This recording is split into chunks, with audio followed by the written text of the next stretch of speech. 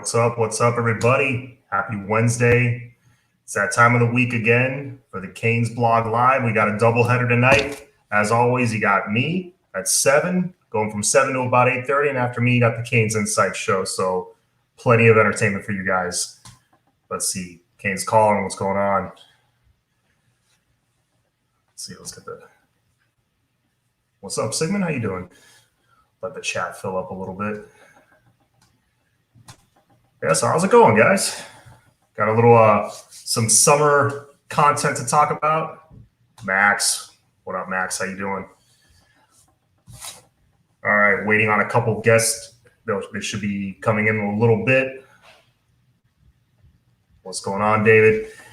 Yeah, so little summer news to talk about as always. Obviously, let me touch on this first. Obviously, we had some tragic news in the last couple of days in the world of college football. If you guys remember, in the early 2000s or mid 2000s, a dude by the name of Colt Brennan used to light up that field as a quarterback for Hawaii. He was always really fun to watch. The dude set records. He was a legend. Unfortunately, tragically passed away. Yes, I want to say it was yesterday or the day before yesterday. Yeah, tragic stuff. He passed away at the age of 37. Rest in peace. Prayers to go out to him and the Brennan family. Just wanted to mention that really quick. Sorry to start on a downer, but had to get that out of the way.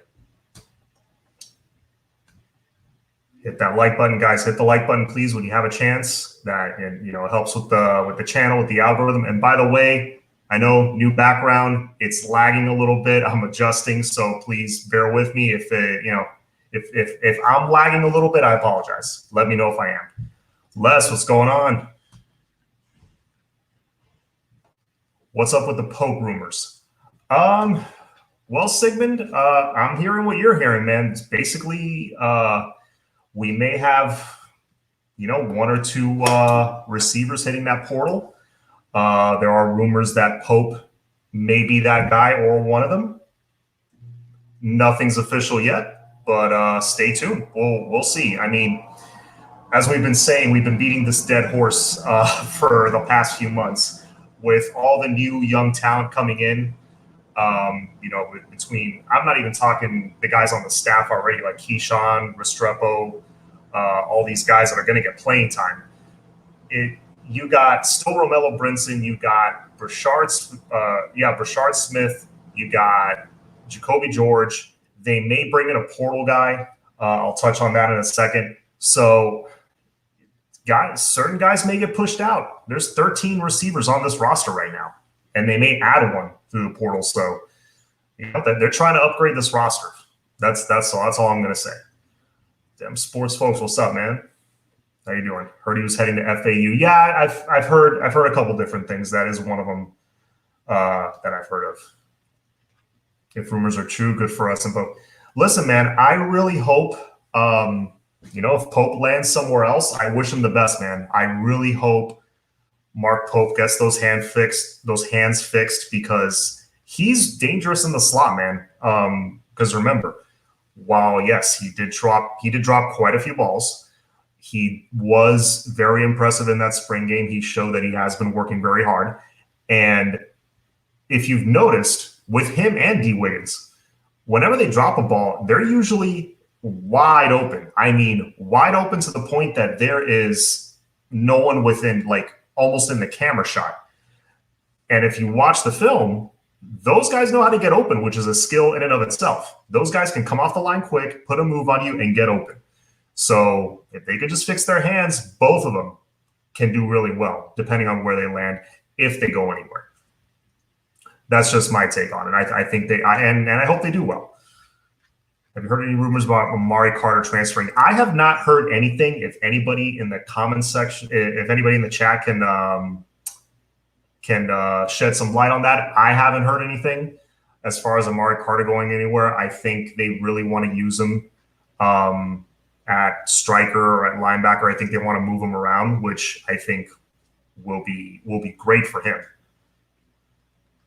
Hit that like button. So you hit that 10K like Coach Hay. I would love to hit 10K. Let me hit 1K first. 1K would be great. I'm right there. I'm within striking distance. I'm like 700 something. Every day I'm inching a little closer. So please, if you haven't already, take a quick second, hit the subscribe button. It's free. It costs you nothing. It literally takes like half a second. Just click it, hit the little bell. It basically just alerts you every time I'm dropping a video or going live. Card to the portal, that'd be great. Too many missed tackles. Missed tackles were a problem for the entire defense, though. It was not just Amari Carter, man. It was not just Amari Carter. It was Bubba. It was Skirvin Hall. It was Zach McLeod. It was everybody. It was everybody. I saw a stat earlier today. I don't know if you guys saw. There was an article, either State of U or one of these sites. They actually counted the amount of missed tackles in the two biggest losses that we had. It was the Clemson game and the North Carolina game, which, by the way, most of their yards against us were after contact, like 80-90% of their yards. It was bad. Like, I saw the numbers and I wanted to throw up. It was like literally Bubba Bolden, 3 missed tackles, Skirvin Hall, 2 missed tackles, Amari Carter, 3 missed tackles, Zach McLeod, 3 missed tackles. It was like everybody was whiffing, and it destroyed us. Love the bat. Oh, thanks, Randy. I went through like 7 different backgrounds before I went live. No lie. This is the one I settled on, but glad you like it, guys. Yes, I was going to touch on that. Thank you, Les. Yeah, Jordan Johnson, the wide receiver transfer from Notre Dame, who was initially a 5-star recruit a couple of years ago. Yeah, he picked UCF yesterday. That's where he's going to end up. Good landing spot for him. He's going to tear it up over there. I really wanted him. I'm not going to lie. He would have been a great pickup for this wide receiver core. With all the young talent we have, I would have loved to have had another veteran to put opposite Mike Harley to kind of be our KJ Osborne of this year. And he could have been that and then some, because he had a couple years of eligibility left at least. So that would have been cool to land him, but unfortunately, he picked UCF over us. What's up with? But what does that say about UM? I mean, it says we're loaded at receiver right now. It's not that. It's not that I think UCF is a more attractive landing spot than Miami. I would never say that. But UCF is in an easier division. They probably have less competition at that position. They do have some nationally televised games, so he'll get some exposure there. It's not, and Dylan Gabriel's a pretty good quarterback. Gus Malzahn's there. It's not a bad landing spot for him. I think he would have played for sure and maybe started, but he would have to compete with some guys here. So it would not have been a cakewalk for him to be a starter here. Honestly, I don't want anyone. I want everyone transferring. We're talking about having depth. If all these guys hit the portal, where's the depth gone? As long as they don't start, they can stay, in my opinion. That's a good point, man. Depth is extremely important. Although I think in that particular position, I think we have more than enough depth. That's just me. So if we lose 1 or 2 guys to the portal and in the process upgrade, not the worst thing. But in the other positions, any other position, I agree with you. I would rather have the depth and the experience, especially at linebacker. Guys like Steed and Jennings and they're not playmakers, but they've been around the program. They know the playbook. They can step in if a guy gets hurt. They can rotate in and out to give the starters a break. That's important. You need numbers. I totally agree. 904 Hurricane, good evening, John. Do you think it's possible we are sitting on just the one commit purposely as a plan to change the pattern of early commitments? That's an interesting question, because I think it's more. This is my feeling. A lot of these kids are visiting, for that barbecue on June 1st and also on June 11th. All the big targets are coming to visit Miami. I think a lot of them are waiting on that visit. And so I think it's a little bit of that. And I think, it could be a little bit of what you're saying. I could definitely bring that up with my guests once they come on in a little bit. But not a bad point there. Max says, can't pick a team over another if another team doesn't want them. Good point. Again, I read an article that said Miami was hot on the trail of Jordan Johnson, but that's another thing. Who knows if Miami even really wanted him? Got to factor that in. The fans wanted him. I wanted him, but, Johnson saw too many wide receivers here, afraid of competition. I don't think he's necessarily afraid of competition, but it's definitely loaded here, and he would have had to compete with a lot of guys. That might have factored into the decision. That plus maybe Miami wasn't that interested. Maybe they were just kicking the tires. What's up? Anthony, what's going on, man? He didn't pick UCF over Miami. He wasn't a take. All right, there you have it. Listen, Max has the inside scoop a little more than I do. So, yeah, there you have it. Quan Lee to the U. Yes, I want to touch on Quan Lee. So Quan Lee, he posted he's making his commitment May 26th. That would, we only have the one lonely commitment right now in Ja'Cory Brown, but I would love it if he's the next guy that hops on board, because he could be that nice deep threat target for Ja'Cory Brown. And then, maybe after him, we can land one of these offensive tackles. I know Daughtry Richardson is one guy that Miami's looking at. He's actually going to be on the show right after me as a guest, so stay tuned for that. Kid's a monster, 6'5", 290, 285, 290, plays left tackle, right tackle. That's another dude I would love to have. So I think they're definitely building around Ja'Cory Brown in this class. Yeah, Quan Lee would definitely be a take for sure. He's if you haven't watched this film, reminds me a little bit of Philip Dorsett, but maybe a smoother route runner than Dorsett. Saw an article today, we are not taking a running back. I saw the same article that we may not be taking a running back in the next cycle. Remember, Cody Brown is kind of like, we grabbed him this year, and that counts against the next cycle. So that's almost like recruiting Cody Brown next year. I don't know if he's going to end up redshirting or not. He says he's going to get playing time, that he wants to get playing time. I would like him to, because the dude's super talented, for sure. Paradise Camp will be a commitment day. Agreed. I think Paradise Camp, I think the barbecue, I think they're going to start trickling in by then. I made a prediction. It was a while ago. We had a show, I think it was one of our Sunday night shows that I did with Flo. I think we had Brad on, and we were talking, like, how many commitments do you think we're going to have by the end of June? I think we're going to have about 6 by the end of June, like 5 or 6. That's my prediction. Johnson has a lot of off the field issues. Oh, well, there you go. that'll do it. Trying to change the culture. You can't have that. Where was the article? Definitely may be accurate. There's a few guys we're interested in, but not sure if we take any. All right. Inside the U. Yeah, it's actually inside the U, I think, is where I saw that article about all the missed tackles in those games. Yeah, so there you have it. It looks like Jordan Johnson, has his issues, and I guess Miami was not too interested in that. But the way the portal is nowadays, guys, there's a new big name going in there like every couple of days. So I still would not be opposed to taking a receiver, especially if we lose one. And linebacker, obviously. Offensive tackle.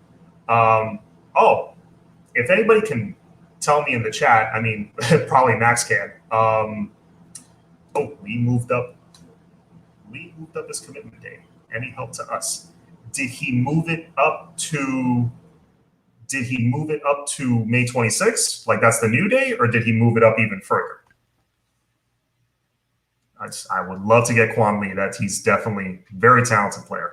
If anybody could tell me in the chat, whatever happened to the UNLV tackle, the UNLV offensive lineman that they've been talking about him from, it seems like a couple of months now. Haven't heard a peep. He's got the relationship with Coach Justice.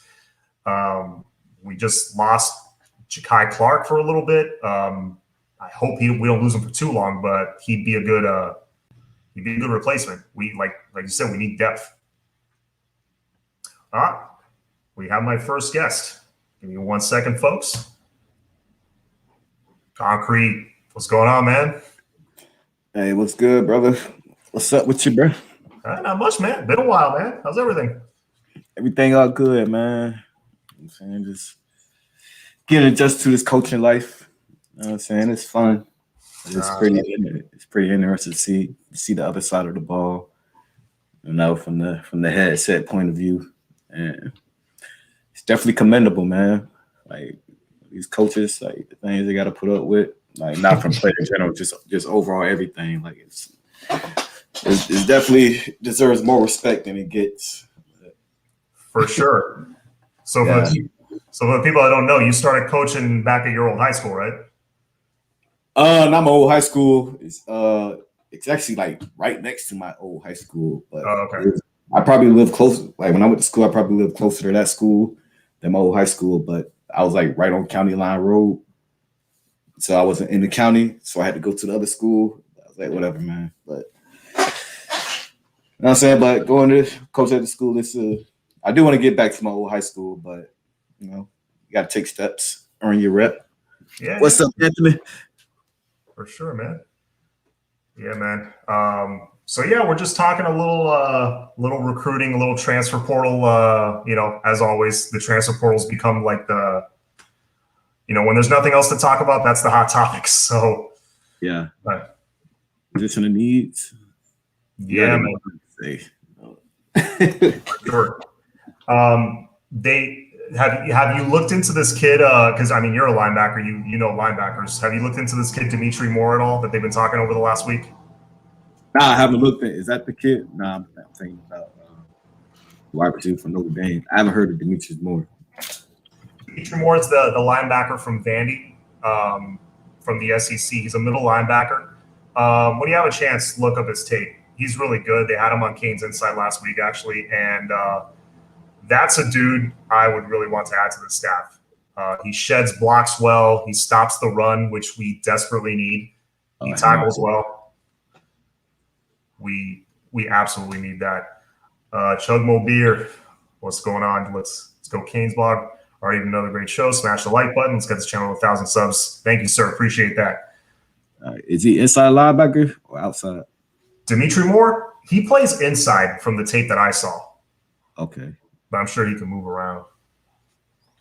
We definitely need an inside linebacker. I thought your boy from USC, I thought he chose the school already. Naote, I don't know if he did. I haven't heard anything. I was actually looking him up, and all I still see is like USC stuff. Yeah, I'm looking at the transfer portal now. I seen a lot of talk with him going to Texas. I thought it was official, but we still got a shot at him, I guess, if we really want him. Yeah, man. Yeah, and then this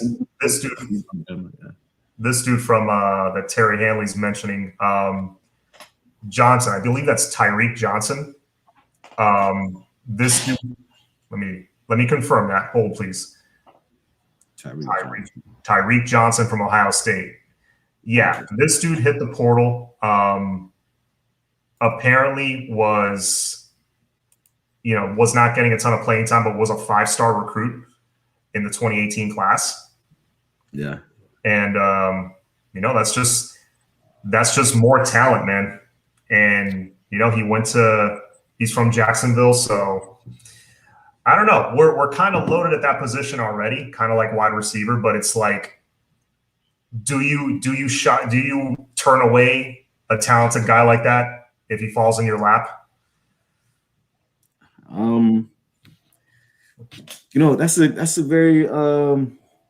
That's a very touchy subject, because you look at him like, okay, he wasn't getting PT over here, so really, how good is he? Right. But I mean, cornerback, that's pretty hard to let go. Right. Even for depth, you know what I mean? Because yeah, Marcus Clark is dealing with his jaw issue. DJ Ivy tweaked an ankle. Guys are nicked up. So, and I'm pretty sure with a coach like T-Rob, he could probably coach him to his maximum potential. Mm-hmm. So, did he play safety in high school? They moved him to corner. Tyree Johnson. Nah, yeah, Tyree Johnson is saying that he was the number 2 safety on 247. Yeah, I'm seeing that too. Yeah, I guess he's a convert. I mean, he's big, 6'1", 190. Yeah, it's a Big pretty boy. big part. Is that high school or is that college? You know what? I don't know if 247 goes and updates their heights and weights to today. I don't know if that's from when they were in high school, but if that's from when he was in high school, that's a big, that's a big corner. 6'2", 235. Oh, he's talking about Dimitri Moore. Definitely an inside linebacker. Yeah, man. That is a must take if he's interested in us, because I wouldn't say we missed out on the kid from Texas, but it didn't work out. Obviously, it looked like we were going to land him, and we didn't. So, yeah. You see your boy Henry Toto, yeah. I forgot that was the guy we was talking about a while ago. Mm-hmm. I guess they showed him with a brand new car after committing a Bama. Yeah, that dude.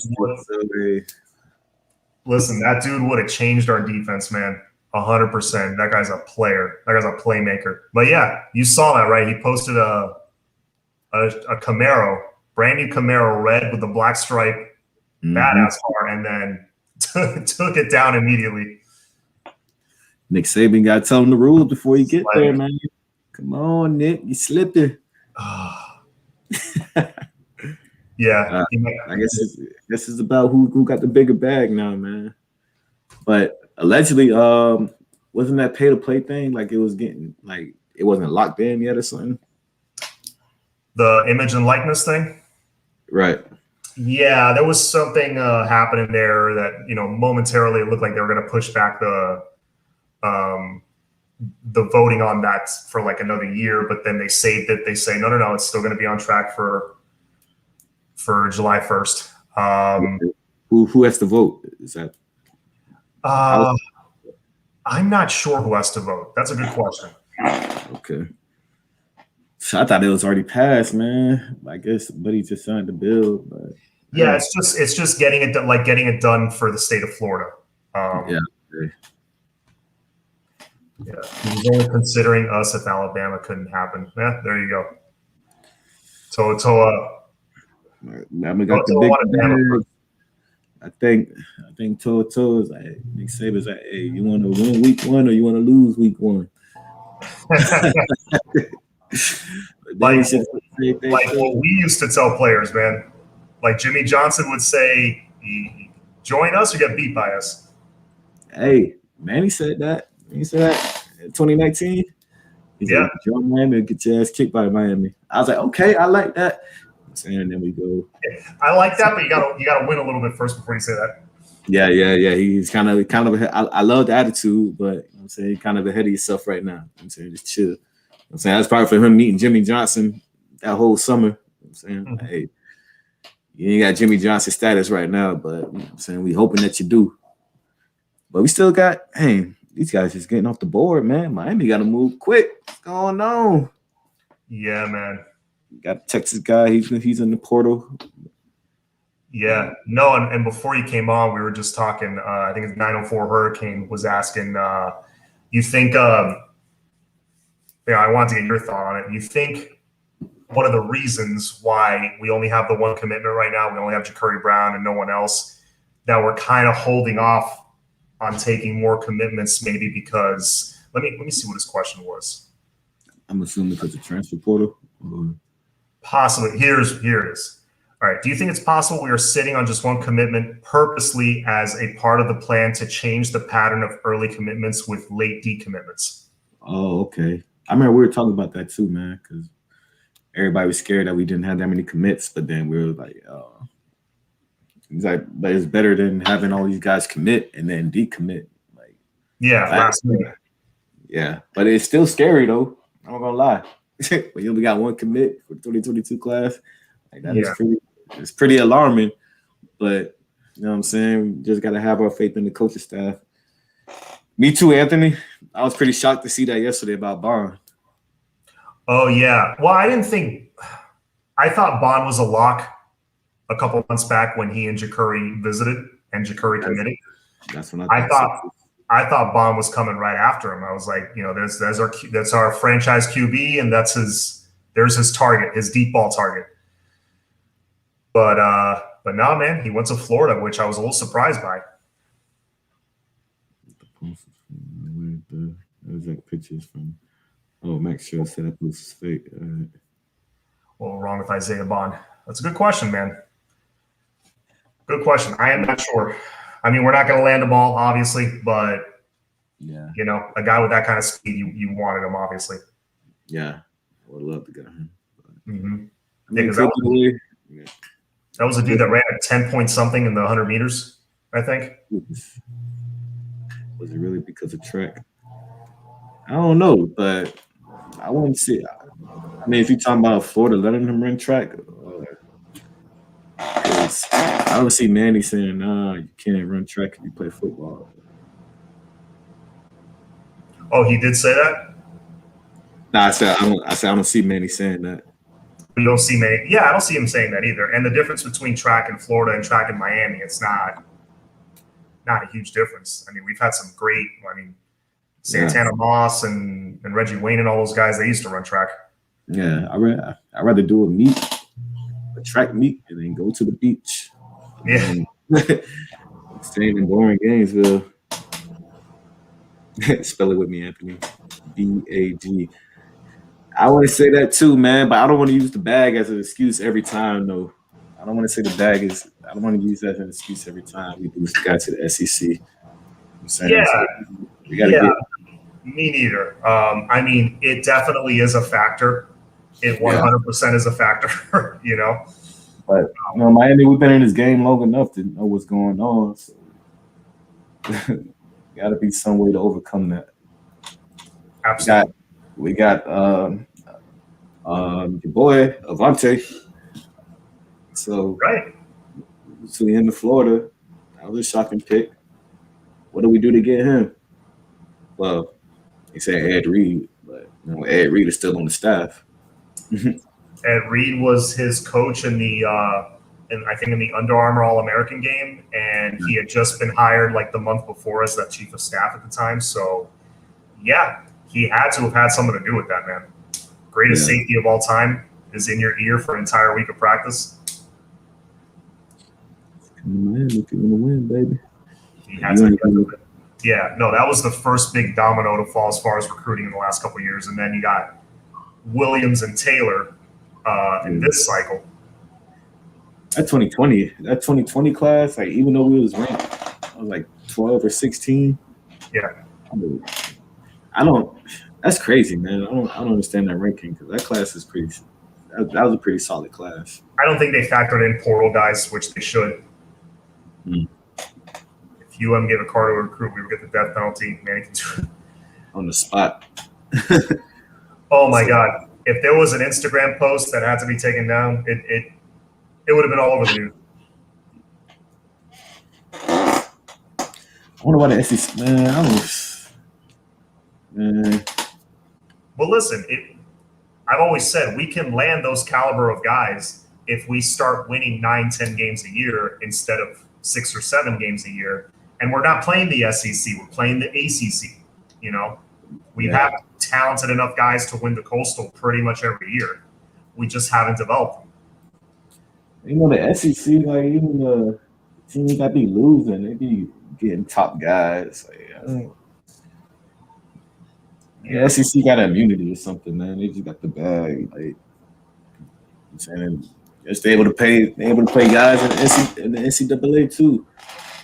Freaking Miami, you got the freaking NCAA doing illegal investigations on us. Yeah.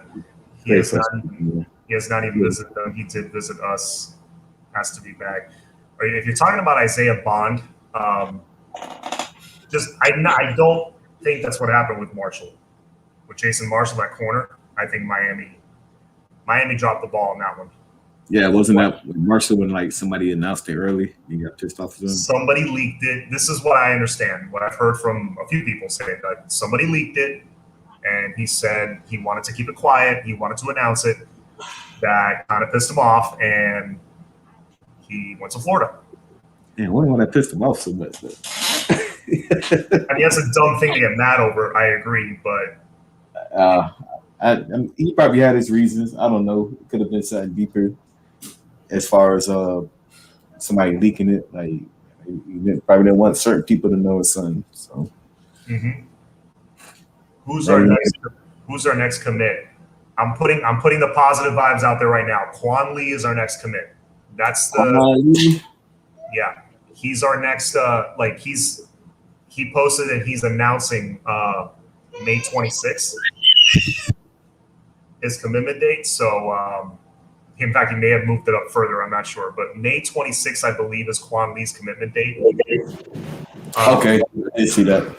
Yeah, so that's happening before all the visits in June, the barbecue on June 1st. That's the next big announcement as far as what's up with that? I know from the barbecue, son. Huh? What's up with the barbecue? Oh, that the Miami's having like this big kind of first day, out of quarantine cookout thing. Because remember, the dead period ends June 1st. Yeah. So that's the first day that they can have like an event for recruits, like officially at the school. You know what I mean? That's pretty lit. Yeah. So they're doing that, and a bunch of big targets are coming that day. And on June 11th, I think is another day that a lot of targets are visiting. I hope they have an after party for that. Have an after party, have all the strippers ready to go, man. Hey, man. From what I hear, the way they landed Jaron Williams, the quarterback, is remember at the time he was a 4-star recruit committed to Kentucky. He went to the game. This is what I heard. He went to the game against Vatech in 2017 where we wore the all-black jerseys and we kicked their ass on national TV. Yeah. He went to that game and he went to Club Live. I think maybe not in the stadium, maybe at the actual Club Live. I don't know. They took him somewhere after the game and he took Kentucky off his Twitter page and later committed to Miami. That's what I heard. It's a different vibe in Miami, man. Yeah, the Georgia and Kentucky. I heard he went to the Notre Dame game, so I guess he had to get back-to-back Club Live vibe or something. Maybe it was a Notre Dame game he went to. I think he went to the Vatech game because I think I was hearing about it while watching the Notre Dame game. So it was one of those games he went to. I know he went to Notre Dame because I remember he was talking about that. That's when like a boatload of recruits came. 2018 recruits came, and they just put on a hell of a show. But if he went to Vatech, he probably did go to the Vatech game, like he said. He said he probably went there. Like, hey, I gotta run it back. Go back to Miami next week, man. What's up? Again. Now he know Miami. He probably touring the other recruits around. Like, yeah, we're gonna club there. This how you get that, man. Listen, man. That's funny. Jaron likes to turn up. Yes, he does. Unfortunately, it might have cost us a few games towards the end of his career there. I'm surprised I haven't seen him in Tampa nowhere. Well, I ain't been really stepping out like that, so. Right. Yeah, we need to win. Quan Lee would be a great get. So what I was going to say was, everybody's kind of, and I'll be honest, it makes me a little uneasy to see just one commit right now, and we're already like halfway through May. But I know with all these guys visiting, it's just a matter of time. And whenever a recruit visits Miami, if we're like way behind on a recruit, when they visit, we all of a sudden catch up. All of a sudden that evens the playing field a little bit. Or if it's kind of even and they visit right before signing day, more often than not, we land that dude because the visit goes really well. And that was the freshest place that's in their mind because they visited most recently. That visit to Miami is key, man. Do you think it's going to turn up this summer, especially after the barbecue? I think by the end of June we have roughly 6 commits. I think they start rolling it in June. I think we got a few more in July. I think a few guys are going to want to get their spot early. Because they know Miami's being selective. We had like 3 or 4 commitments that we kind of nudged them to say, hey, listen, why don't you decommit, kind of, explore your options, and, kind of in a nice way saying, hey, we're moving in a different direction. We had a 4-star D tackle that he didn't decommit. We basically told him, hey, we're going in another direction. Yeah. So we're not going to string you along. We're telling you right now so you have time. Yeah. If you were a commit, would you rather coach tell you that or just stay committed and don't say anything? I mean, I'd rather the coach be honest with me, because if I stay committed and he's planning on bumping me out for somebody else right before signing day, that would suck for me. Yeah. I would rather the coach tell me months in advance. Yeah. Man, I'm not panicking for nothing. Like I forgot about the coaching staff that we have too. Forgot we got T-Rob. Forgot we got Ishmael and Jeff Simpson. I'm pretty confident in our recruiting. We're good. Yeah, I'm pretty confident. I think people need to, FSU fans are giving us crap, which is hilarious that they're giving us crap about anything. They get hyped over getting a 3-star commit. Right. Exactly. I'm not shitting on the 3-star, but I mean, like as a fan, like come on now. Yeah. I got a quick question, man. Mm-hmm. Who has a better career, Nkosi or Jaron Williams? Ooh, that's a good question. I'm gonna say I almost said Jacory. Nkosi. I got Nkosi too. Yeah, go ahead. My bad. Yeah, I think Cozy has the better career. I know Willie Taggart was not very good at FSU. Hopefully, he's better at FAU. But I think that's the kind of offense, put him in like a little spread offense and just let him sling that rock. Yeah. So they got the O-line, man. But, yeah. By the way, what was it? I was saying that I don't think Jaron Williams did that well in the spring game for USF. So I mean, he might not even be the starter. I don't know. Hope he does, man. I like Jaron. You never know. I like. By the way, Bergie, long time no see, long time no talk. I know he was gone for like a month or something. Bergie says I agree with what he's saying here, that Manny's backing off early commitments and just letting things take their course and cleaning up when we need to later in the summer, which I agree with. Like we said earlier, it's better to build that relationship with the player over time. That way, if you land him in July or August, he's solid. Yeah. Rather than getting him in December and it's just waiting till signing day. He either signs or decommits. Agreed. Yeah. David, man, that's David Everett. That's the guy I was thinking of. Everett, NCAA. Yeah, he's just talking about as long as the dude Emmer's head of the NCAA, SEC's going to get away what they want to. So. Yeah, man. Unfortunately, there's no doubt that guy's crooked. I mean, the NCAA proved that they're crooked with the way they fumbled the Miami investigation years back.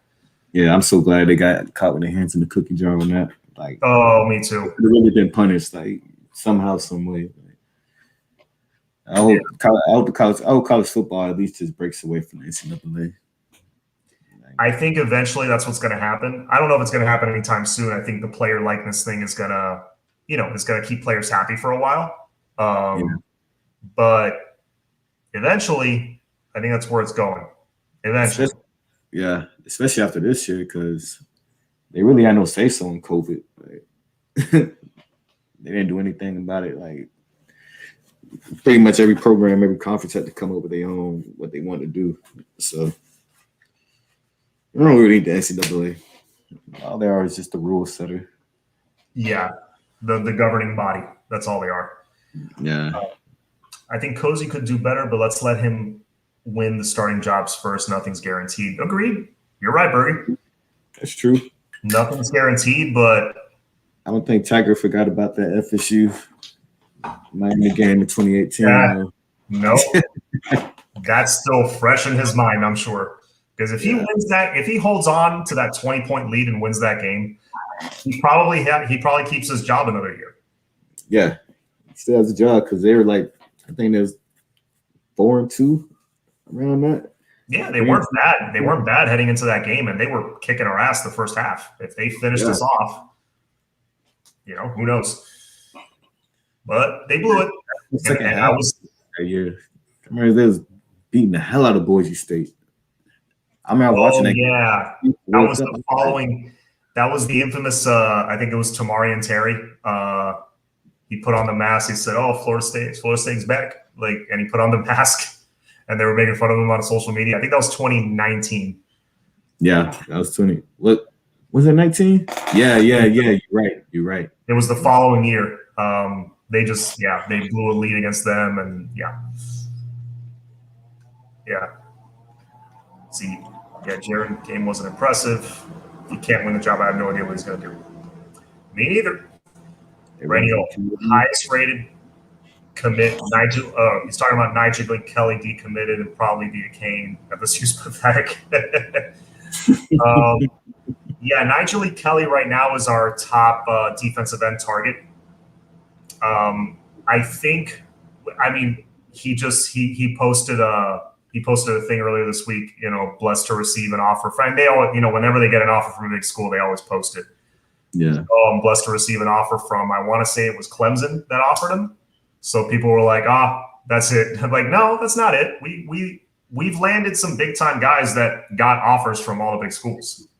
Most of our recruits get offers from those guys. So be patient, guys. I like where we're at with Nigel Kelly. Dante Anderson is another edge rusher that I like that I think will land. We're taking our time. You gotta understand too, like if Clemson offers somebody, they could easily offer somebody that's a 5-star DN and then push Kelly out. So I think about that too. Mm-hmm. Yeah, I mean, in the past, Clemson has had to turn away 5-star guys. Right. Like last year, like 2 years ago, I think they had a DN that was 5-star, and they were like, "We have no room for you." Jesus. They had that loaded defensive line. They're not. I mean, they're still Clemson, but they're not quite as loaded as they were a few years ago. Oh, that D line was freaking. But they had Christian Wilkins, who's a Dolphin now. It was just like NFL. Right, first rounder, second rounder, first rounder. It's like it was nasty. Pretty much like 4-year guys too. Mm-hmm. That's the crazy part. I'm like, why is Wilkins staying another year? Come on, man, get out of here. How does he get to stay? That's crazy. Yeah, he's a first rounder already. I can think of how they got him to stay. I can think of one way. Playing the game now, huh? Mm-hmm. Oh, man, NCAA need to tighten up. Like Clemson need a rival in the ACC. Come on, man. Yeah, man. Well, I think we're coming. We're coming for that. QB's current. I think nothing to write home about. I believe Cozy will be the starter, at least is in the driver's seat. I agree with that. But working against Cozy, if I'm right, is 2 coaches on staff, has kids that play QB. Am I right? How young are you? Cozy's the one and done guy. Yeah, I'm not sure. Birdie, correct, but again, they are freshmen. Taggart will not take a chance on them. I doubt it. That's true. There you go. That's a good point. It's his first year. He wants to win some games, and he remembers what Cozy did to him. So Cozy played Clemson. Cozy played in the ACC, even though it's coastal. Yeah, still ACC. Did he play in the SEC schools? I don't think so. But he has experience. Yeah, no, he has experience. He's gone out there and thrown for over 400 yards a few times. Right. Brought us back against FSU in 2018. I was at that game. It was nuts. You were there? I was there. I think I'm undefeated with FSU now. 3-0. Went to the game in 2017 when we broke the streak. Mm-hmm. 2018 when we came back And then went to the one last year. It was just Oh, atrocious. you went to the one in the blowout, the 52-10 blowout? Yeah, went to that one. Nice. That's pretty ugly. Nice. And my brother and my brother-in-law came with me. I kind of set them up though. They're Florida State fans. I was like, "You guys trying to go to Miami Florida State game? It's gonna be nice, man. Come on!" But I already knew it was gonna be a blowout. But it's not till we got there. I was like, "We should blow y'all out." I'm not gonna lie to you. Man. You always get a little nervous before, when that game kicks off. Like I remember going in pretty confident, but then the game kicked off and I was like, little knot in my stomach. But then we scored that first touchdown to Brevin in like 5 plays. I was like, oof, okay. It just seemed flawless, like the way the offense is moving, man. Mm-hmm. Caned up. Yo, Miami flow. What's going on, man? Nice background. Thank you, sir. Appreciate it. I bought myself a green screen, actually. I took a page out of Flo's book. Yeah, man, it's way better than it artificially producing its own green screen around you, because then it gets super fuzzy. Like your arm disappears and shit, and like you get fused in with the green screen, like your face is like notice it's not blurry, like it's an actual legit screen behind me, like it's a green sheet.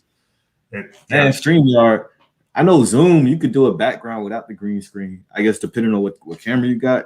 But it sucks. Yeah, it's not unless you have a solid color behind you with nothing on it. It ain't solid like this, like how you got it. Like I didn't even know that was a green screen. I ain't gonna lie. Like I thought that was just you was using your backyard or something. Yeah, and they're not expensive. It's like literally like a background, like how photographers use. It's on a stand, and then there's this crossbar, and you just clamp the green blanket on it. It was like $45 for the whole thing. Oh snap! I have to get that, I got it on Amazon. Yeah, it's not that expensive. Hit that like button.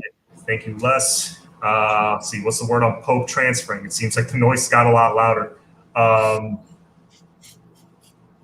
Listen, someone in that wide receiver room is transferring.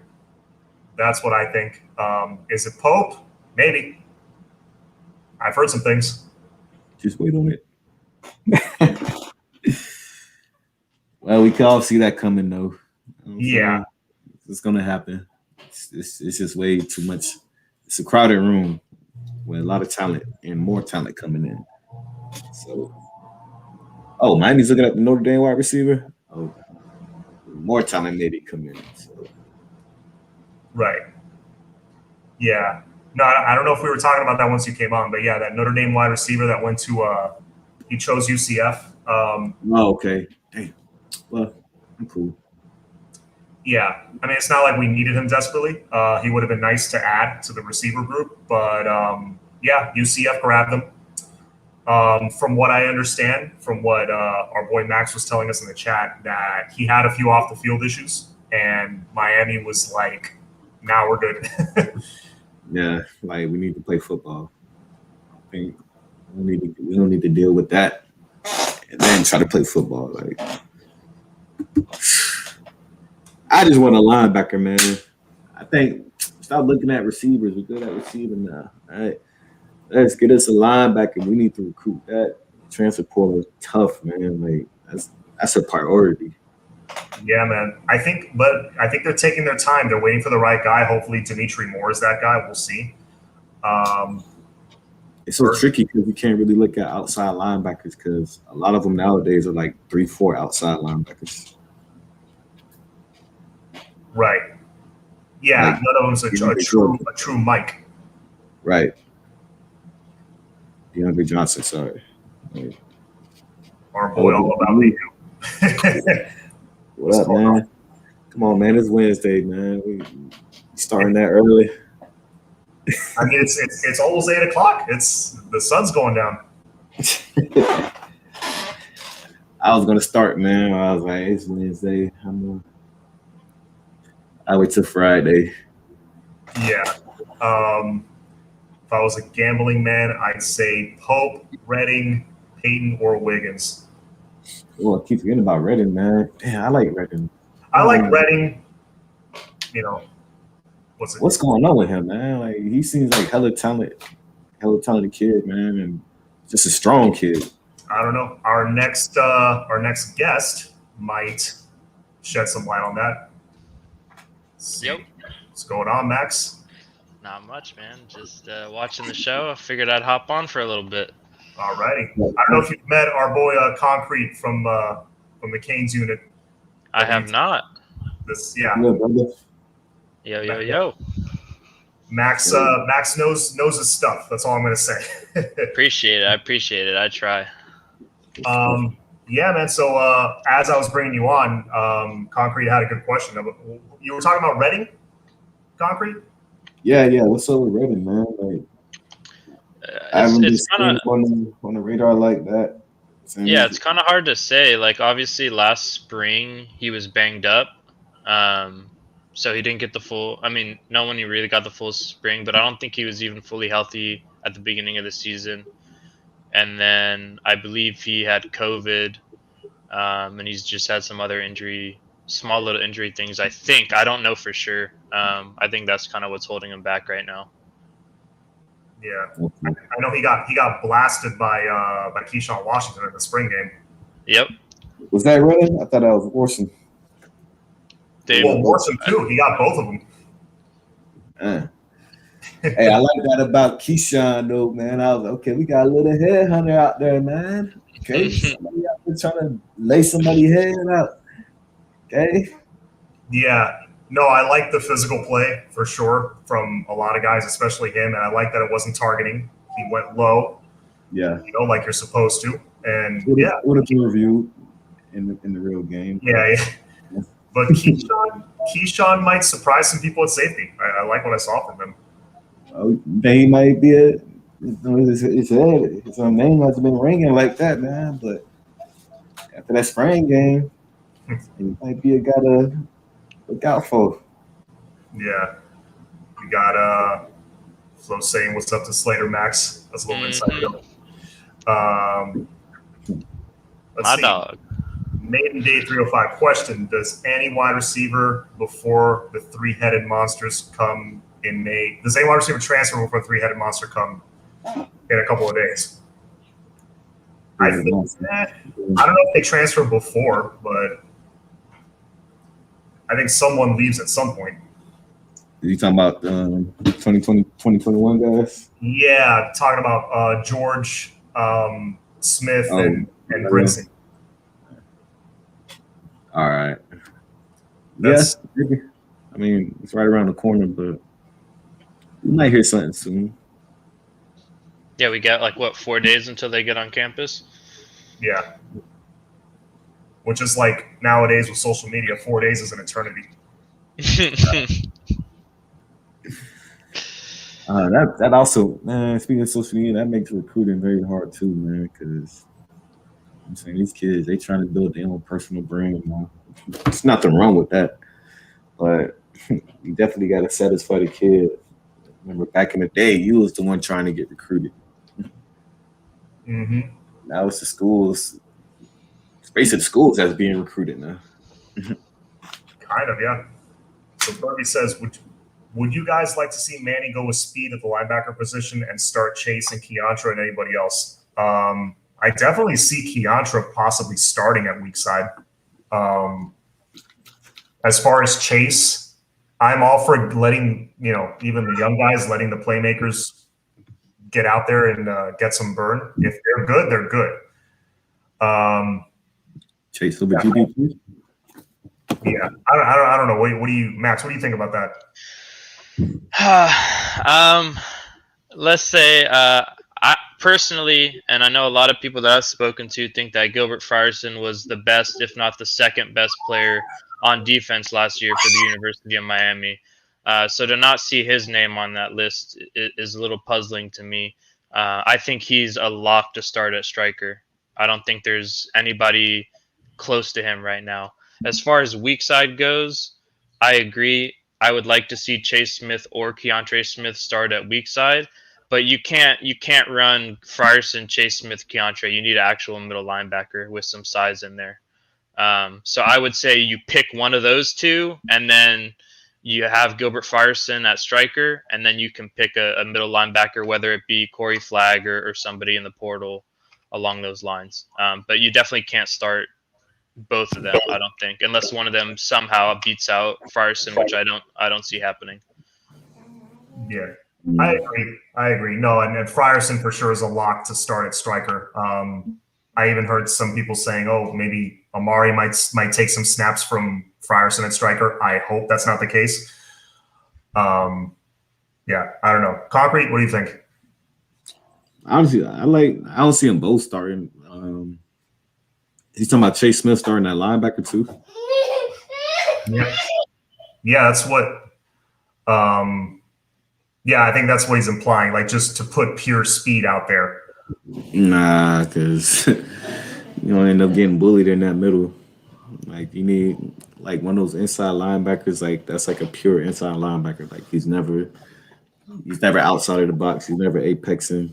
The number 2 in the tackle. So yeah, you don't need 3 little guys in there now. Smith, I liked him at week. I liked him at week though. Yeah, exactly. And if you look at the bodies that Keontre Smith and Gilbert Frierson had when they got to campus to where they are now playing more of a linebacker role, they've obviously had to put on some weight, and I think Keontre still has another 10 pounds or so to his legit playing weight.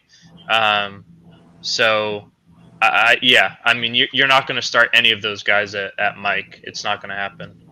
Nah, that's ridiculous.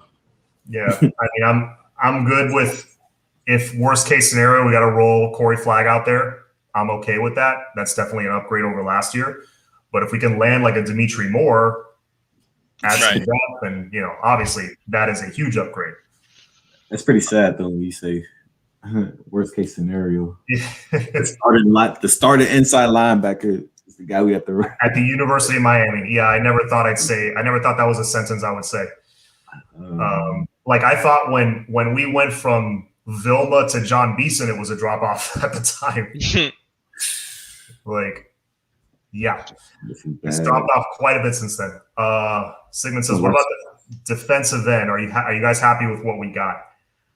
My answer might not be popular. I kind of like who we got. I think it's just taken them a little longer to come along. But between Cam, Chance, and Harvey, I think you got 3 really solid guys. Someone's going to emerge. They may have to add one more guy in the portal for depth purposes, but I don't know. I like the talent we have there. I just think the tackles did a really great job against them in the spring game. Like, what do you guys think? I'm a little. Yeah, you go ahead. No, you go. You go. All right. I was a little disappointed in Cam and Chance, like to let Zach McLeod start over him. I'm not even talking down on Zach right now, but he just moved positions. Like, and as talented as those 2 guys are, like I don't think there's no reason like that Zach should be starting over them. But maybe they didn't show the coaches what they needed to see. So, and Zach probably does have an advantage. He probably knows the defense better than them. So I'm not really comfortable with it, with the DNs we got. All right. Yeah, I think I would prefer that we have somebody a little more proven, just because there's a lot of talent on the guys that we have, but we don't really have any proven talent. Like DeAndre Johnson was a guy at Tennessee that wasn't an every down guy. He was kind of just used in certain situations.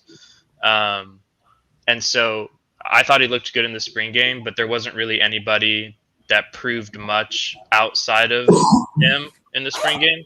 So I wouldn't mind if we did enter go to the portal, but I would only want somebody in the portal that was proven, like a Quincy Roche type of guy. I wouldn't want somebody that hasn't been productive somewhere else. Right. Of course. Yeah. No, you want to wait for the guy that's actually proven it with some stats, that got like 7 or 8 sacks last year. Absolutely. That's the kind of guy you want. Yeah. Ideally, that's kind of what we got with Tyreek, though. Tyreek Stevenson wasn't really proven like that. Yeah. Yeah. So, and the portal's so fluid. It's changing every day. So someone's going to be there that we're interested in. There's literally thousands of kids in there right now. McLeod portal. I said it. I doubt it. Yeah, fair point. I was just looking straight speed, but I understand the size thing. Yeah, like keep in mind that's one of the reasons UNC kicked the crap out of us the way they did. I mean, we just had no muscle in that box to collapse down on those blockers. You really want 3 little guys in there for week 1 against Bama? Nah. Nope. I feel you though, man. I feel you. Yeah, I like the idea of having speed, but you need a guy. You need a guy that can stop the run. Someone say Zach McLeod. That's like the bat signal for All About the U83. Every shot, every Zach McLeod name takes a shot. Randy McLeod ain't going nowhere. Yeah. Yeah, Randy said he's going to transfer. Well, he's a 6-year guy. He ain't going. No, he still has a chance to start, which is insane. But he still has a chance to start. Hey, they could pull a Scott Patcher. Who knows? Oh boy, where's Scott Patchen now? Is he? He's not playing this series. No, he decided to use another year of eligibility because he got a free one, so he's still at Colorado State. Oh my good God! Did they play? Did they have a season this year? Yeah, he played pretty well actually. I think he led them in sacks, maybe. All right. So I think he's using his 8th year of eligibility this year or something like that. That's crazy. Probably around that number. That guy's going to be like 30 soon. Greg Bush, I'm finally here. Audio. What's up, Greg? Yeah, Greg, I was surprised. I was like, something's missing from the chat. It was Greg. Had audio issues with my computer. How's everybody tonight? We're all good, man. Just here talking some Canes. Enjoying this long, torturous offseason. How many days? 118 days or something like that till kickoff? I think a less now. Like 110? Because Canes Legacy posts like every day, right? Oh, that's right. I think I saw it earlier. I think it was maybe 115. Yeah, 115. 115. Before you know it, man, when it dips under 90, it starts going by quick. Mm-hmm. Yeah, I've been trying to keep my mind off it a little bit. Not quick, but it's hard, man. Especially when I walk around my house, everything is pretty much Miami. Get in the car, got Miami freaking keychains, got license plate Miami. Mm-hmm. Zach was bad last year, no matter where they played, and now he put 20 to 30 pounds on him. We expect him to be better. I'm sorry, but I just don't see it. Well, I think he put on the 20 to 30 pounds on purpose for the position change. I would think, because he's moving down the line. I wouldn't say we expect him to be better, but I don't think he could play much worse. I only hope that he does good. I mean, it's like the conversation we always have is like, if they're on our team, we wish them well. Like, we shouldn't wish that somebody doesn't do well, even if they transfer. Like, we should wish them well. You know, the motto is once a Cane, always the Cane. I don't understand why there's like this divide of, if somebody's not starting, then he should just leave and be in the transfer portal. Like, he can be valuable depth, you know, somewhere else on the depth chart, just not starting. And, you know, Zach is a guy that brings a lot to the table in terms of leadership and stuff like that. And so he definitely brings value to this program, even if it's not, you know, always on the field. Big facts. Right. No, what people forget is if you're playing with not enough guys on the depth chart and certain guys have to play extra snaps, it wears on them during the season. So by the end of the season, we're all banged up with injuries. Look what happened in 2017. You know, we were all we were decimated by injuries.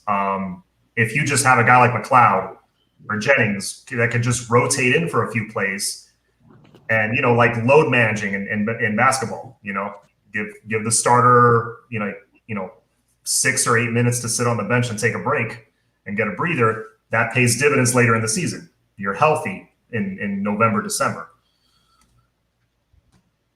So y'all respect Patch and Key along with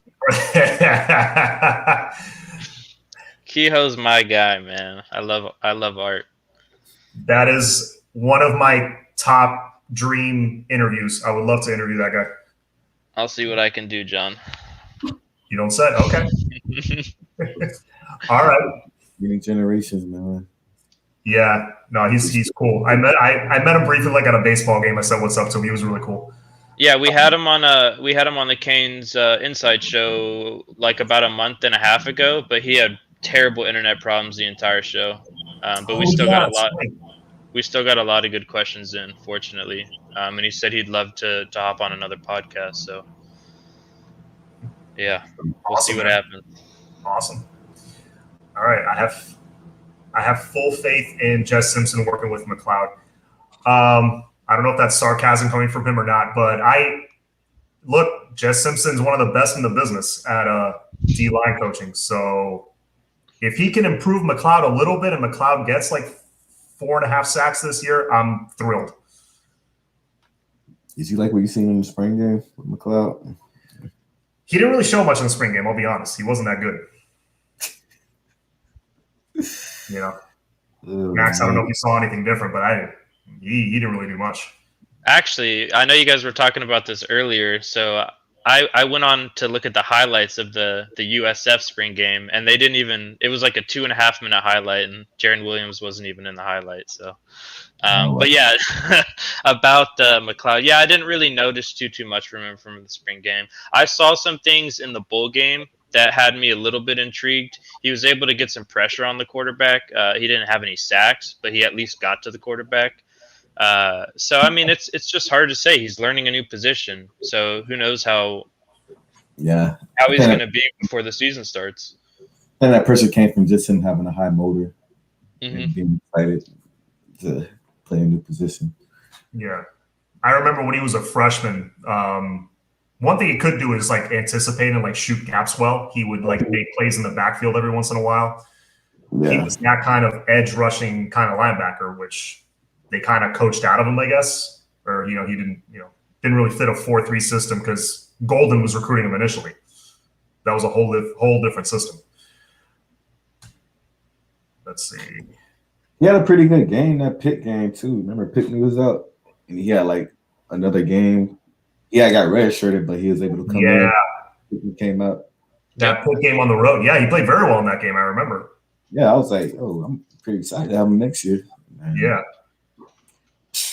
He's a 27th year senior. He's put in his time. Only player recruited. No sarcasm at all. Yeah, no, I think Simpson will do well with him. What I'm really excited about is Jess Simpson soon will get his hands on Leonard Taylor. That's the dude I can't wait for him to coach. Yep. That's just I still can't believe we got him. I'm just still happy about that. And they just updated. Well, I don't know exactly what source it came from, but I know we talked about it last week. I think on Flo's show, they updated him to like 6'5", 308. Somebody did. I don't know what source that came from, but I mean, he's clearly put in work in the weight room before he got to campus. Yeah, I heard that's muscle he put on. Like he put on that weight on purpose. Yeah. Yeah. Ooh. So going to? I think because there were rumors of him possibly getting in at DN to get him playing time, but I don't know if that's going to happen at 308. Yeah. I'd rather have Elijah Roberts do that because he's around 275. Yeah, he trimmed down a lot too, man. Yeah, Elijah looks ripped, and he reminds me a lot of RJ McIntosh, who is that 3 technique deep tackle who's I think he came in as a D end initially, so that's the kind of guy he reminds me of. And he was recruited by Jess Simpson. Ooh. Right. Yeah, people said that Jess Simpson wasn't the best recruiter when he was here, but he got. Yeah, go look at who he got. Yeah, exactly. He got him. He got Jared Harrison Hunt, Jordan Miller, who, while didn't come in with a lot of fanfare, he's developed into a nice rotational player. I agree about Elijah. I do too. Yeah, he got Blissett too. Obviously, he medically retired, but he got Blissett. think he got Jafari Harvey. He also got the guy that dances, Holly. Jalar Hawley. So so he got a lot of guys committed. I never understood the knock on recruiting on his behalf. I think people just assumed he didn't like to because he was a high school coach. But I mean, proof is in the pudding. Yeah. No, they recruit. Yeah, they recruit high school too, and then he's a legendary high school coach in Georgia. Won I don't know how many titles. And when you win in high school, a lot of kids are going to want to come to your school. A lot of all-star players. And let's see, Bergie. Did you say Leonard Taylor is now 308, or is that someone else? I thought yes, sir. You heard that correctly. Leonard Taylor, through going to the weight room, it's not from eating cheeseburgers. He put on 308 pounds. He put on 308 pounds, John? Or got to 308 pounds. No, if he put on 308 pounds, that's like 2 Warren Saps. Yeah, he's not on campus yet though, Bergie. So he didn't come in at anything. He gets on campus in 4 days. So he's gonna be 308 from his own work, and then he's gonna do what he does with him. It's gonna be crazy. Yeah, because at 260 and 6'4", 6'5", however tall he is, he looks super lean. Like he didn't even look 260. So he's got the frame to hold 300 pounds. He still looks lean. I've seen pictures of him recently. He still looks just as lean. That's crazy. That's so put on 48 pounds. Yeah. 3 or the 1? I have no idea what he's going to end up playing. He's pretty. I think he's athletic enough to play the 3 for sure. I think he'll end up playing the 3. I think that's what he played in high school, right? Or did he play? Yeah. Because they had what's his face that was committed to us that we ended up dropping. I think Savion Collins. Savion Collins played the 1 tech, I believe, at Palmetto. Right. That's right. Where did he end up? FIU. Okay. Wow, I'm surprised because I want to stay home. Yes. And I believe he may be even playing offensive line because his senior year at Palmetto, he primarily played O-line. He didn't play much D-line. I think that was one of the reasons that we cooled off on him a little bit. He wasn't even playing much D-tackle. He had a surgery, I believe, on his lower back or his butt or something like that. And so they just used him as a tackle his senior year. Gotcha. I think Max touched on this earlier segment, but we'll touch on it again. What's the deal with the lineman from UNLV? Yeah, because I asked that question earlier because I heard he was super interested, but it's not, nothing's happened yet. But you were saying, Max, that he's for the fall.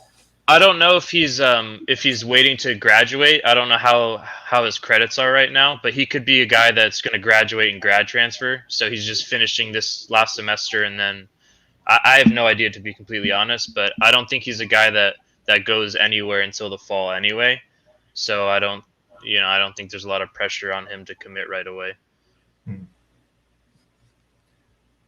Gotcha. Is that O-line or D-line? O-line. He plays literally all 5 positions. Oh, wow. Yeah, and that's important because I know Ja'Kai Clark had his injury, and we're not sure how long he's going to be out. So you never know if anyone's going to transfer. Right. So all of a sudden, that depth that we had all of a sudden is starting to thin a little bit. Good. That was the position I was pretty confident about as far as depth. Yeah, that's good. Zone. Yeah. Oh yeah. Once Taylor gets, and that's pre Coach Feely, which is great. Still high school Taylor. Mm-hmm. Yeah, and another guy that doesn't get a lot of credit is Kyle Bellamy. He's the one that does all the nutrition plans, the weight stuff, like the weight plans, all that kind of stuff. He's a guy that everyone just assumes, Feely because he's the workout guy. But Kyle Bellamy puts in a lot of overtime, man, with these kids. And he should get just as much praise as Feely, in my opinion. Yeah. Nutrition's important, man. I know it doesn't get talked about enough. It's super important. I mean, because that's the part we all hate, right? Mm-hmm. We can all lift weights, but it's not eating the burger and fries is the hard part. It's like coaching. Nobody gonna talk about the O-line coach. Yeah. You'd be a guy picked to talk Canes football over a beer too great. Yep, I agree. Play Larry Taylor at DND tackle. Oh, you play him at both. I mean, maybe on run stopping situations. They have the B gap and C gap. Mm-hmm. Yeah, if it's 3rd and 1, maybe put him at DN. But other than that, I mean, right. He's big enough to play tackle. Yeah. All right. Well, we just hit 50 in the chat. Thank you very much, everybody. Please hit the like button if you have not already. Please hit subscribe if you have not already. I'm scratching and clawing to get to 1,000. I'm like inching closer and closer every day. I looked this morning. It's like one more. I'm like, damn it. It's like every day there's like one. Like I'll get there eventually. It's a lot of strides, man. Almost there. Yeah.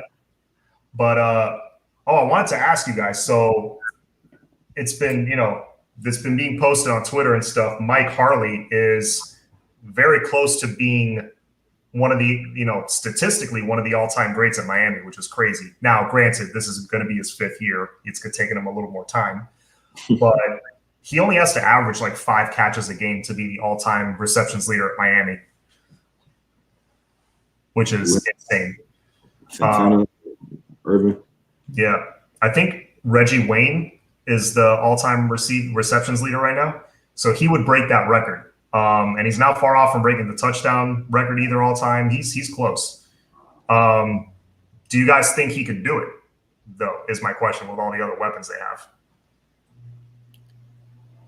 Reception-wise, that'd be kind of hard. 5 receptions a game. Maybe touchdown, but if he does do it, I'll be happy for him. Like that's pretty dope. Oh yeah, I'll be ecstatic. That's well deserving, man. Especially from how he started his career in Miami and how he did that 180. I'll be happy for him. Yeah, I could see him breaking all 3 of the records. Again, though, like you said, John, it's taken him 5 years when a lot of those other guys were only here for 3 years.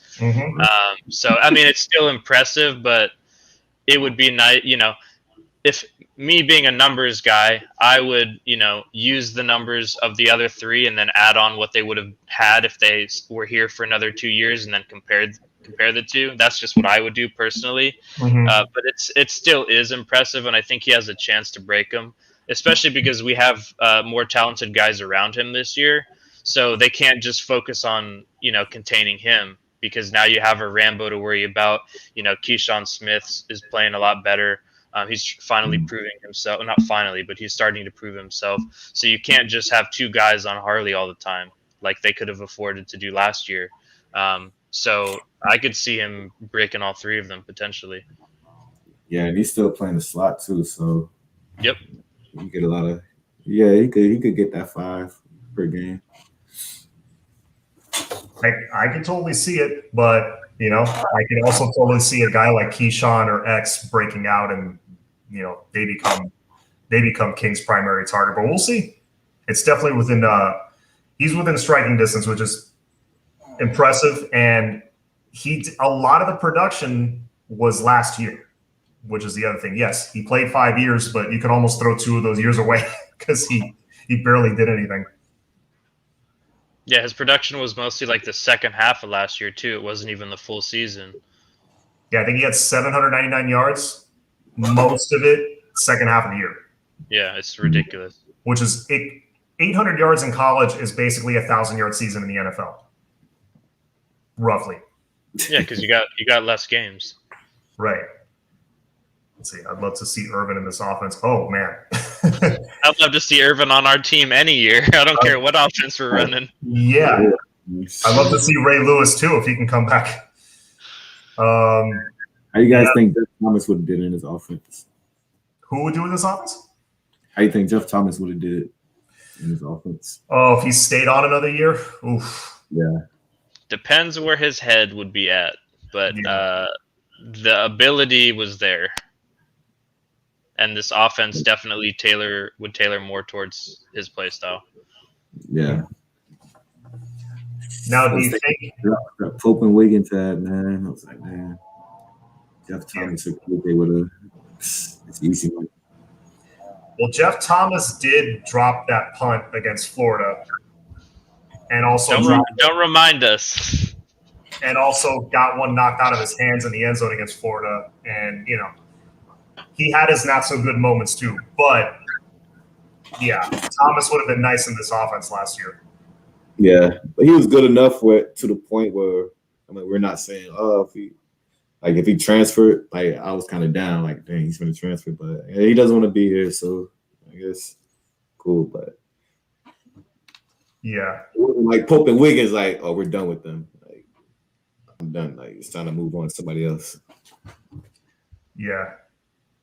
Oh, all about you. I take Dan Morgan over Ray Lewis. I don't know about that. I'm a massive Dan Morgan fan, but that's interesting. I think Morgan was better in college. For sure. Yeah. I think he was. I mean, they were both great in college. Morgan had a better senior. He had a better final season at Miami. Yeah. Did he stay 3 or 4? He was what? Was Ray Lewis a 3-year guy or a 4-year guy? 3-year guy. Ray was a 3-year guy. Morgan played on the outside most of his career because Nate Webster was in the middle. When he moved to the middle in 2000, he was already pretty good, but he became just all world. Yeah. Like he was the best linebacker in the country, and it wasn't even close. But I don't know. As far as consistent production, I'd probably take Ray Lewis. Yeah. Tyree Johnson. We were talking about him in our chat, Max. Tyree Johnson from Ohio State. That's another position we're kind of loaded at. I don't want to say loaded, but we got enough guys, I think. With Jalen Harrell switching over, and Marcus Clark will be back from his injury eventually. Dunson looked good. I think we got enough guys. And Tyree Johnson, from what I understand, is not as proven as Stevenson was. So, but he's a 5-star talent with a couple years left. So if he's interested, Max, is that a guy you would take? I haven't watched any of his film. I haven't watched his high school film or the snaps that he got in college. I did hear that he played 40 snaps in their spring game. So if any of you guys in the chat or anyone, between you two were to watch his spring game highlights, you would probably have a better assessment on if he would be a take or not. In my opinion, I would only take him if what you see on his tape is better than a majority of the guys in our cornerback room. If he has better tape than Ivy and Al Blades, then I would take him. But if he's going to be like that 4th or 5th guy, I probably would not take him. He would need to be like the 2nd or 3rd corner for me to take him. Text my Ohio State guy now. What's up with Tyreek? You give me an let us know. I agree. It would have to be like clear cut. He's better than the entire room outside of Stevenson. Pretty much, yeah. You got worst case, the guy opposite him is going to be Corey Couch if, Ivy's not healthy or whatever. Who I love Corey Couch. So I think with that and the depth behind them with Blades, Ivy, Clark, Dunson, Harrell, I think we're pretty solid. It's not a position of weakness anymore. Yeah, Dunson had a great spring game. I'm super excited for him.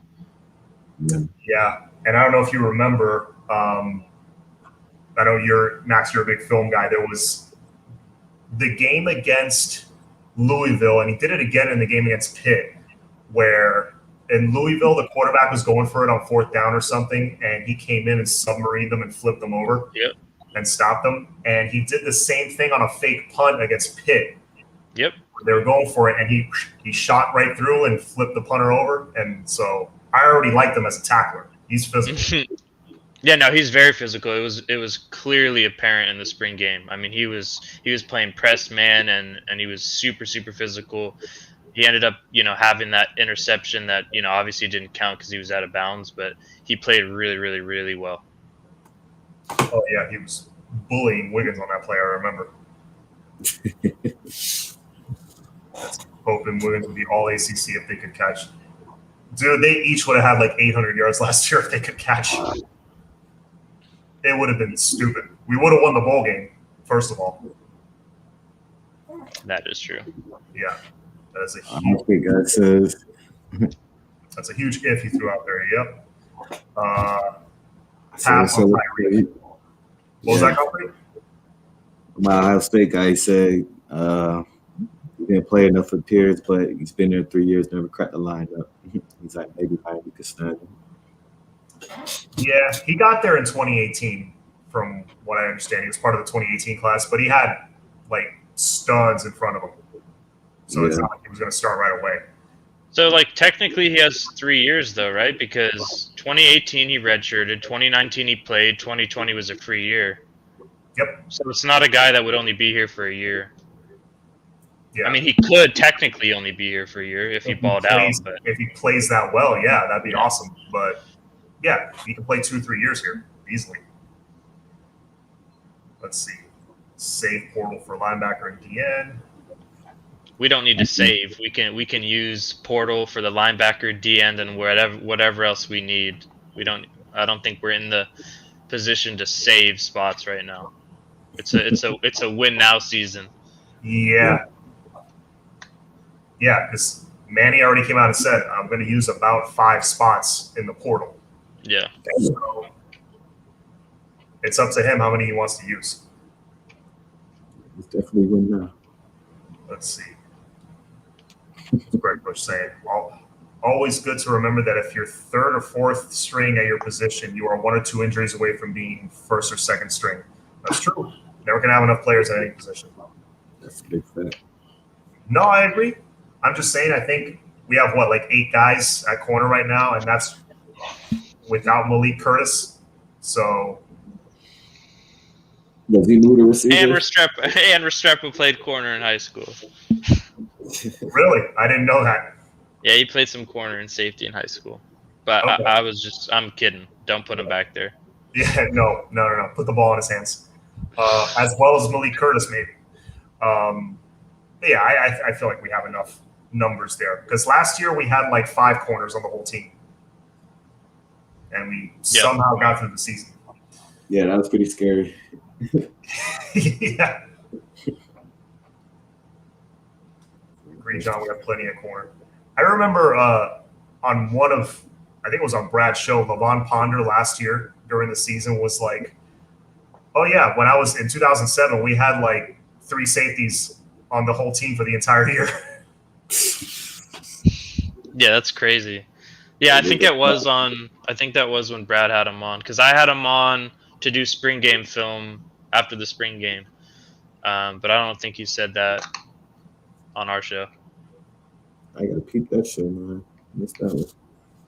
His internet was terrible again. Every show he goes on, he's just lagging around the whole time. It sucks. Yeah, his face will freeze up.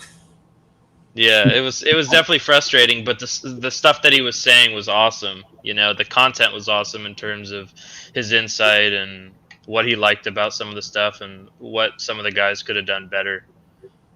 So that was it was a great, interview, conversation, and breakdown for sure. Yeah, I like Levon. He was one of my favorite players from that era. Yeah. Let's see, Curtis as punt returner. Eventually, I hope so. That dude reminds me a lot of Travis Benjamin. I'm just glad we got more options at punt return now. Oh, we got finally. They need to give Marcus Clark a chance back there, man. He was electric in high school at punt return. Mm-hmm. So was Avante Williams, but yeah, I understand wanting to keep him healthy, but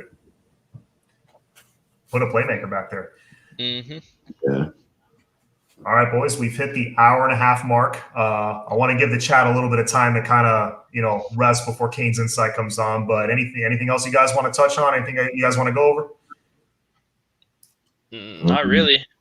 I do know, I don't know if you said anything about it, John, earlier. I think you may have mentioned it, but they have Daughtry Richardson, the offensive tackle out of Miami Central, and they have DJ Westloke, who is a weak side defensive end out of Missouri, that are both going to be interviewed on the show here in about 25 minutes. So it's definitely going to be something to pay attention to. They're both relatively high on our board, I believe, at both positions. So it'll be great insight, and it'll be a blast. Sweet, man. Yeah, and just for people that don't know, that is not on my channel. That is on the Canes Insight channel. I know we plug we're part of the YouTube network, but it's just right now, it's just a team of people. There's no YouTube network channel. There's my channel. There's the Canes Insight channel. There's Max. Yours is also with Canes Insight, or yours is with Canes Insight? Okay. Got Canes Insight. You got Miami Flow. And yeah, just we give you content every week or every day of the week. And of course, aside from that, Concrete 1K has his show, also great content. Flo and I did shows with him every Tuesday or Wednesday night and talk like during the season and stuff. So please do check out his channel. Let me answer this question really quick before we go. Speaking of QBs, Miami future looks bright at QB. My question is, what if Martin decides that he wants to play football? Will he be in the mix? I don't think he will decide to play football, Lewis. I think his thing is baseball. And if he goes baseball, which 90% that's what he's expected to do, he's probably going in the draft, so he may not even play baseball at the University of Miami if he gets drafted high, because the draft is before the season starts. He's a 4-star, right? A quarterback? 4-star QB. No, he's solid. I think his focus is baseball, to be honest. He could be in the mix, but honestly, between Garcia and TVD and Ja'Cory Brown, it's going to be tough for him. Take the money and run. Dude, you got drafted high in baseball. That is some good money. That's some good cheddar. Yeah, that's your passion. Yeah, man. Get your money in, fellas. All right, so I think that does it for us. Max, thank you for coming on. Appreciate it. Concrete, as always. Yeah, thank appreciate you having me, brother. No, of course, appreciate it. No, anytime. Thank you guys for coming on. Please, if you haven't already, hit the like button, subscribe. As always, it's all about the U. Let's throw it up for him real quick. All about that U. Go Canes. Thanks again, boys. Have a good night. Yes, sir.